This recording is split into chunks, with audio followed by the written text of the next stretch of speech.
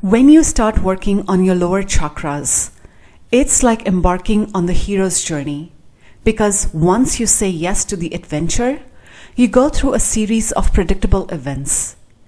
This journey from start to finish is really at the heart of personal growth and transformation, and it also forms the foundation for healing your lower chakras. Now, before we go any further, a quick disclaimer.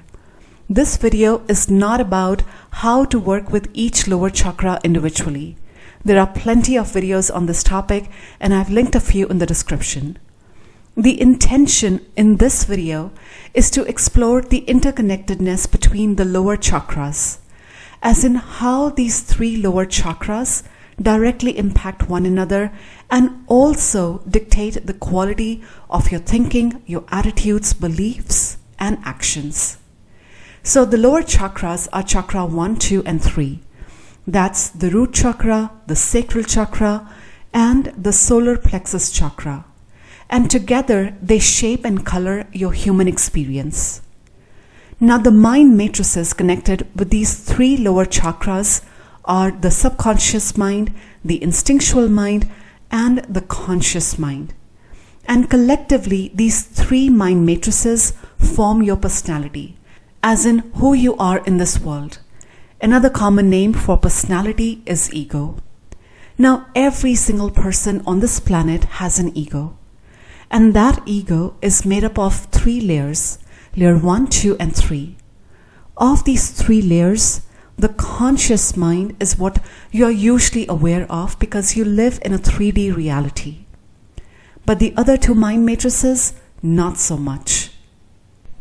The first layer of your ego is your subconscious mind, and it acts like a hard drive for all of your experiences.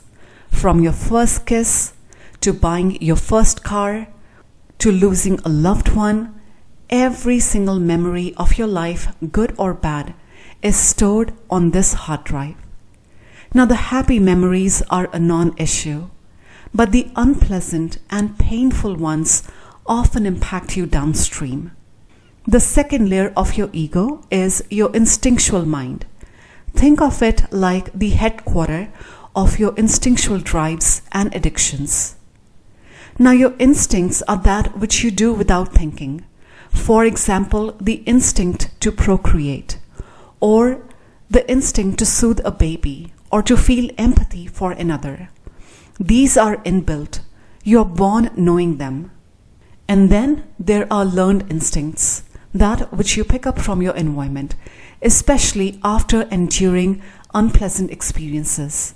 For example, the instinct to retract around a bully after being beaten up at school, or minimizing yourself around those who are more wealthy or successful, or the instinct to dissociate when feeling overwhelmed, or becoming defensive if someone challenges your authority. I could go on, but I think you got the drift, right? Now, between the ages of 0 to 7, a child's brain isn't completely developed. And so a child depends on its parents for its physical, mental, emotional, and psychological growth. Say during your early childhood, your home environment was less than peaceful. Chances are you likely developed unconscious instincts to protect yourself. And to this day, you still might be acting out those responses. The bottom line is that your ego's number one job is your survival. And if that means keeping you dissociated, numb, stuck, just so that you can function in the world and feel safe, then so be it. And the only way you get to change these instinctual responses is by addressing the painful memories stored in your hard drive in the first layer of the ego mind. And if for any reason these painful memories are not cleared, then at an unconscious level, you start putting up emotional walls. Now you have to understand that when you don't address the pain, it's still there. And your ego will do anything, put up any ego defenses just to minimize feeling this pain.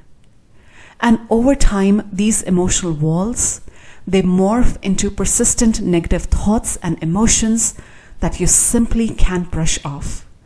Meaning, when you engage with the world, regardless of the situation, your predominant feelings will be unworthiness, shame, guilt, betrayal, enslavement, anger, and the likes. The third layer of your ego is your conscious mind. This is generally who you perceive as a self or personality. And if you start paying attention to your thoughts, you start becoming aware of what kind of thoughts you are entertaining. If those thoughts are happy, sad, depressive, or something else. When you have built up emotional walls, it obviously also impacts how you think. Because now your default way of thinking becomes colored with envy, jealousy, laziness, discouragement, greed, and the likes. And this way of thinking is further bolstered when you judge yourself and others. Now, thoughts and behaviors go hand in hand. And when you struggle with negative thoughts, you're bound to struggle with negative behavior. And if you were to overindulge in these negative behaviors, a negative spirit or a demonic spirit can easily attach itself to your aura. So you want to be mindful of where you're putting your energy. Now, when you have persistent negative thoughts and emotions, it's very easy for your mind to form addictions. So with everything that we have shared so far, let's take a real life example to deepen our understanding of the three ego layers. Matthew Perry, the actor who played Chandler Bing on Friends, struggled with a lifelong addiction to drugs and alcohol.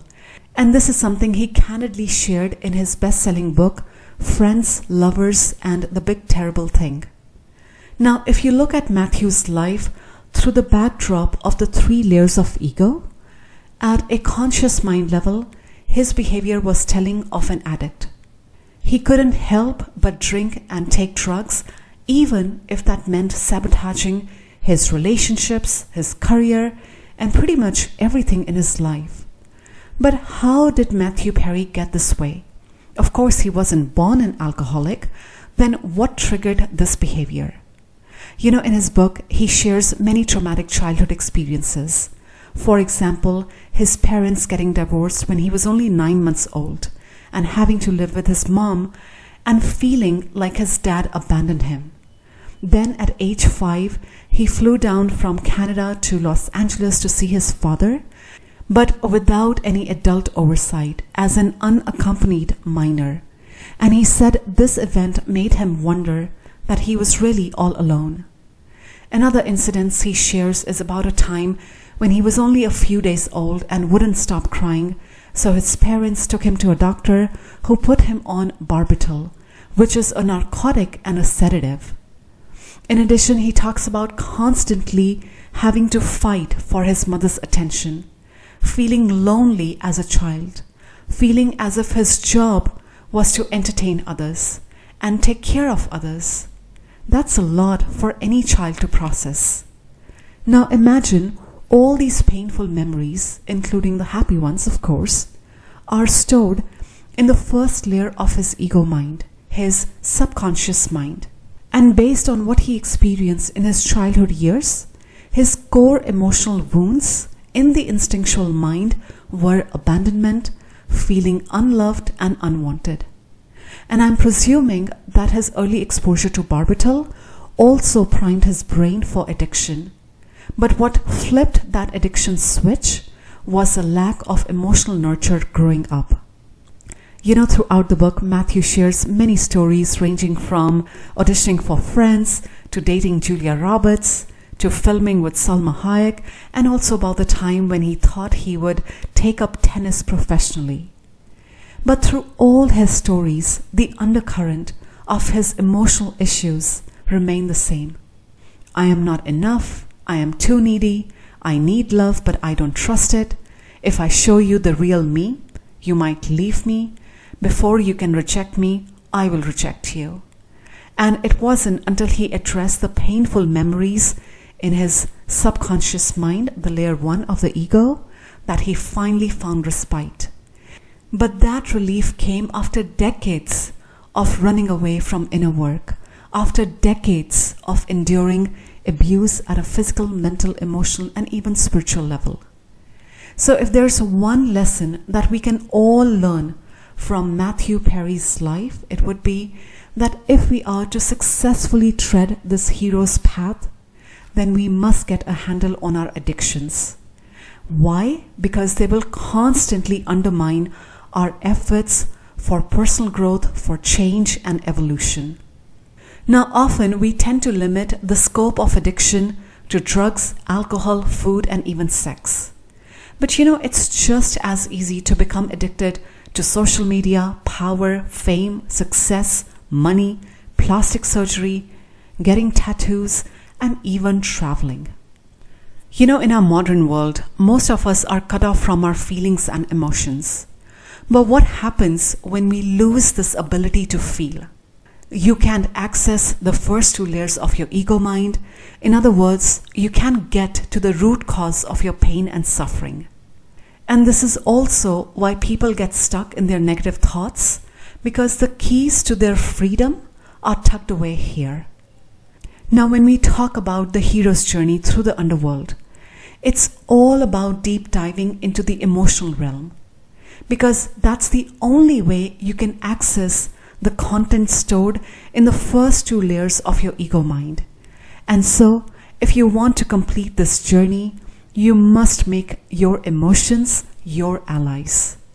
Perhaps the $1 billion advice I could share to heal your lower chakras is that anytime you encounter negative thoughts, beliefs, or behaviors, ask yourself, but why? But why do I think this way, feel this way? But why do I sabotage my efforts? But why do I reject people? And finding the answer to these questions is at the heart of healing your lower chakras. When I first learned about chakras, I was completely enamored by the higher ones and felt instant disdain for the lower ones. And I so badly wanted my higher chakras to fully open, because I thought that would put an end to my suffering, that would magically resolve all my problems. And in a way, what I was really after was to find a way to escape reality. As you can imagine, my delusional thinking lasted only so long, because after years of having a consistent meditation practice, I couldn't fathom why I still had deep self-esteem issues, why I struggled in my relationships, and why I couldn't handle my intense emotions. And that's when it dawned on me, like never before, that even if you were to open your higher chakras, you still have to live on this planet, pay your bills, and interact with the systems set up here. Learning to work with lower chakras, learning to honor them, has been one of the most fulfilling and humbling experiences in my life so far. In retrospect, I am so grateful I was nudged towards this path, because the lower chakras form our energetic foundation. And if your foundation is weak, then you won't be able to sustain those higher levels of awareness and consciousness. Think of your lower chakras as the foundation of a skyscraper. The taller the building, the deeper and stronger its foundation needs to be. As an example, the Petronas Towers in Malaysia are 452 meters high. It's one of the tallest buildings in the world. And guess what? Its foundation is 120 meters deep. That's roughly 26% of its height. I hope by now you realize the importance of healing your lower chakras, not just for personal growth, but also building a strong foundation. Now, in the description below, I've added links to the articles from where I source the content for this video. If you would like to research further, I highly suggest checking them out. In addition, I've put together a mind map of all the information I share in this video. If you would like to study it further, you're welcome to download it. The link is in the description. I hope these suggestions are supportive in your chakra healing journey. As always, please only take what resonates, discard all the rest. Thank you so much for your time, and I will see you in the next video.